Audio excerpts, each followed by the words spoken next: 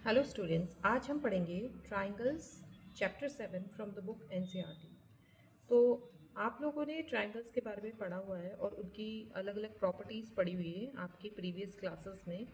और हम ये जानते हैं कि ट्राइंगल क्या होता है। ट्राइंगल एक क्लोज्ड फिगर होता है जो कि तीन इंटरसेक्टिंग लाइंस, ये लाइंस आपस में क्रिस क्रॉस करके इंटरसेक्ट करती हैं, तो ये एक क्लोज्ड फिगर बनाती है, तो इसको हम ट्राइंगल बोलते हैं। अब ट्राई मतलब क्या होता है? ट्राई मतलब 3 होता है। और ट्राइंगल के कितने साइड्स होते हैं? ट्राइंगल के 3 साइड्स होते हैं, ये 1 2 3। और एंगल्स भी 3 होते हैं और वर्टिसेस भी 3 होते हैं। ये 3 एंगल्स हैं और ये 1 2 3 3 वर्टिसेस हैं। अब जैसे हम इस ट्राइंगल में देखेंगे, ट्राइंगल ए बी सी, इसमें ए बी, बी सी, सी ए, ये तीनों साइड्स हैं। अब एंगल कौन कौन से हो गए इसमें? एंगल ए बी सी, ये 3 एंगल्स हैं और A B C are the vertices. अब आप लोगों ने कुछ प्रॉपर्टीज़ भी पढ़ रखी होंगी ट्राइंगल की।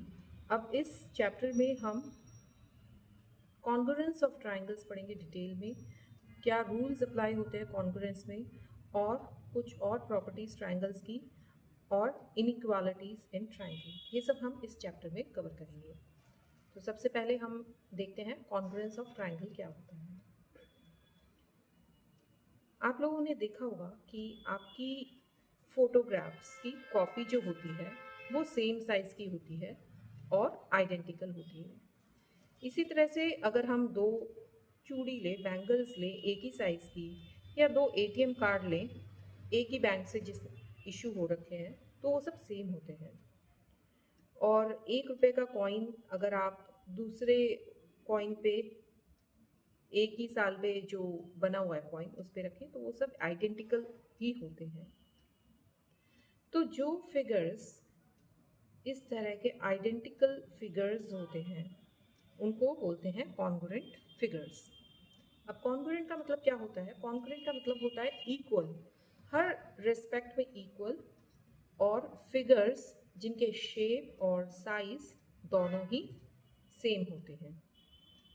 अब हम क्या करेंगे? ड्रॉ करेंगे दो सर्कल एक ही रेडियस के और उनको एक के ऊपर एक रख देंगे। तो हम उसमें क्या देखेंगे कि वो एक दूसरे को कंप्लीटली कवर कर लेते हैं, और हम ऐसे सर्कल्स को कॉन्ग्रुएंट सर्कल कहते हैं। इसी तरह से हम एक स्क्वायर बना सकते हैं जिसके साइड सेम मेजरमेंट के हों, और दोनों स्क्वायर को एक साथ एक के ऊपर एक रखेंगे तो वो भी सेम बनेंगे। और अगर हम इक्विलेटरल ट्राइंगल बनाएं जिनके साइड्स इक्वल होते हैं, तो हम देखेंगे कि एक के ऊपर एक अगर इक्विलेटरल ट्राइंगल को दो ट्राइंगल्स को रखें तो वो भी सेम होंगे। अब आप लोग ये सोच रहे होंगे कि हम इस कॉन्ग्रुएंस को क्यों पढ़ रहे हैं। तो हमने देखा है कि हम रेफ्रिजरेटर में आइस ट्रे रखते हैं, तो हम देखते हैं कि जो मोल्ड होता है, सांचा होता है आइस बनाने का, वो सब सिमिलर होता है। अब जो कास्ट होती है मोल्डिंग की ट्रे में, उसमें सेम कॉन्ग्रुएंट डिप्रेशंस होते हैं, या वो रेक्टेंगुलर हो, सर्कुलर हो, ट्राइंगल हो, किसी के भी शेप के हों, बट वो सेम होते हैं। तो जब भी कोई आइडेंटिकल ऑब्जेक्ट्स बनाने होते हैं तो हम इस कॉन्ग्रुएंस के कॉन्सेप्ट को अप्लाई करते हैं कास्ट बनाने में। कभी कभी आप ये डिफ़िकल्टी महसूस करोगे कि आपने जो रिफ़िल अपने पेन में रिप्लेस करी है उसको आप एक नई रिफ़िल से रिप्लेस करना चाहो अगर, तो उसमें आपको दिक्कत आएगी अगर वो नई रिफ़िल उसी साइज़ की नहीं है जो कि आपने निकाली है पेन में से। तो इस तरह के कई सारे एग्जांपल्स हम देख सकते हैं जहाँ पे ऑब्जेक्ट्स कॉन्ग्रुएंस होते हैं और वो हमारी डेली लाइफ सिचुएशंस में अप्लाई होते हैं। क्या इस तरह के और कॉन्ग्रुएंट फिगर्स का एग्जाम्पल आप सोच सकते हैं? यदि आप सोच सकते हैं तो आप कमेंट सेक्शन में ज़रूर लिखिए। अब ये क्वेश्चन है, इस तरह का क्वेश्चन आता है कि इन फिगर्स में से which are not congruent to the square in figure 7.31। तो ये स्क्वायर के कॉन्ग्रुएंट कौन सा फिगर नहीं है? तो ऑब्वियसली हम देख सकते हैं कि इसके कॉन्ग्रुएंट फोर्थ वाला है, बाकी ये दो नहीं है, बिकॉज इनका जो साइड का मेजरमेंट है वो टोटली डिफरेंट है। अब जो कॉन्ग्रुएंस ऑफ ट्राइंगल्स हैं, दो ट्राइंगल्स, वो हम डिस्कस करेंगे। तो ये हम पहले से ही जानते हैं कि दो ट्राइंगल कॉन्ग्रुएंट हो गए अगर उनकी साइड्स और एंगल्स एक ट्राइंगल का दूसरे के इक्वल होगा।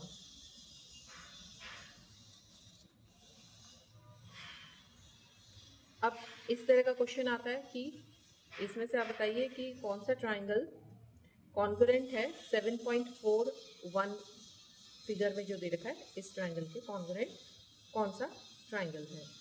तो हमारी कंडीशन क्या थी कि sides and angles should be equal. तो हम इसमें देख सकते हैं कि कौन से ऐसे ट्राइंगल हैं जिनके साइड और एंगल्स इस ट्राइंगल को मैच करते हैं। तो इसकी एक साइड 4.5 सेंटीमीटर, एक 5 सेंटीमीटर और एक 4 सेंटीमीटर है। तो हम इसमें देखेंगे कि इस तरह के ट्राइंगल कौन कौन से हैं और एंगल्स भी मैच हो रहे हैं। तो एक तो ये हो गया, देन आप देख सकते हैं इसका भी सेम है, एंड आप देख सकते हैं कि इस वाले फिगर में, फोर्थ फिगर में ये भी सेम है, बट फिफ्थ फिगर का जो ट्राइंगल है that is totally different. So we can say कि ये जो फर्स्ट, सेकंड, थर्ड और फोर्थ फिगर के जो ट्राइंगल्स हैं दे आर कॉन्ग्रुएंट, बाकी दिस इज नॉट कॉन्ग्रुएंट।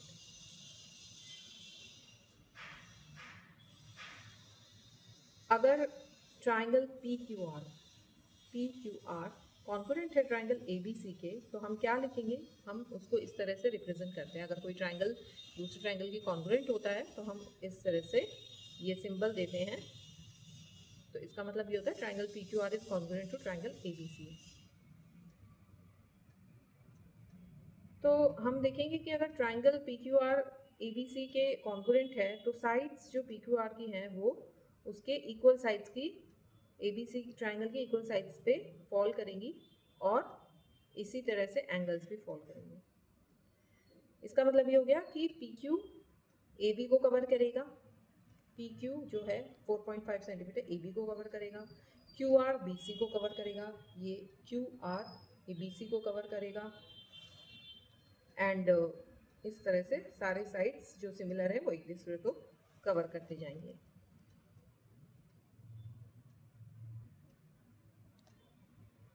अब हम देखेंगे कि triangle P Q R is congruent to triangle A B C, right. So अगर हम इसको ऐसा लिखें कि triangle Q R P is congruent to triangle A B C, so this will be incorrect, okay, because इनका angle different हो गया। Q R P is it congruent to triangle A B C? No, it is not correct, because इनका जो angle है, जैसे P P Q R is congruent to A B C, तो Q and B angle are same. तो हमें इसी तरह से लिखना है कि इनका एंगल सेम आए बीच में। तो इसी तरह से बाकी जो कॉन्ग्रुएंट ट्राइंगल है उनको भी हम इसी तरह से लिखते हैं, जैसे कि triangle F D is congruent to triangle A B C. But अगर हम इसको ऐसे लिखें triangle D E F it is congruent to triangle A B C, so this is incorrect. तो इसका मतलब ये होता है कि ये बहुत ज़रूरी है कि आप जो कॉरस्पॉन्डेंस वर्टिसेस हैं, जो वर्टिसेस के एंगल्स इक्वल है, वो करेक्टली लिखें for writing of congruence of triangle in symbolic form. अब congruent triangles corresponding parts are equal, अगर हम ये कह रहे हैं in congruent triangles corresponding parts are equal, तो हम इसको शॉर्ट में कैसे लिखेंगे? C P C T. तो इसका मतलब सी पी सी टी का फुल फॉर्म क्या हो गया? Corresponding parts of congruent triangles, corresponding parts of congruent triangles. अब क्राइटेरिया क्या होगा फॉर कॉन्ग्रुएंस ऑफ ट्राइंगल्स? तो पहले हमने देखा था कि 4 क्राइटेरिया होते हैं ट्राइंगल के कॉन्ग्रुएंस के लिए। तो वो 4 क्राइटेरिया हम देखेंगे। तो सबसे पहले हम ट्राइंगल ड्रॉ करेंगे जिसमें एक साइड 3 सेंटीमीटर है, एंड क्या ये ट्राइंगल्स कॉन्ग्रुएंट है? तो एक ही साइड हमने 3 सेंटीमीटर रखा है, बाकी sides are not matching, so this is not congruent. अब हम दो ट्राइंगल ड्रॉ करेंगे जिसमें एक साइड 4 सेंटीमीटर है और एंगल 50 डिग्री है, तो क्या ये कॉन्ग्रुएंट बनेंगे? इस तरह से हमने एंगल 50 डिग्री ले लिया दोनों का, but side is same, angle is same, only 1 so we can see by drawing these are also not congruent। तो इसी तरह से हम और रिपीट कर सकते हैं एंगल्स अलग अलग डाल के। तो जो इक्वालिटी है एक पेयर साइड की और एक पेयर ऑफ एंगल्स, अगर एक पेयर साइड इक्वल है या फिर हम रख दें एक पेयर साइड या एक पेयर एंगल को इक्वल रखते हैं, तो यही सिर्फ सफिशिएंट नहीं है to give us congruent triangles. अगर दूसरे पेयर्स आर्म साइड्स को इक्वल हम कर दें, एंगल्स इक्वल कर दें, जैसे कि हमने B C equal to Q R कर दिया, angle B equal to angle Q कर दिया और A B equal to P Q कर दिया, तो इस तरह से हमें एक्टिविटी रिपीट करनी है।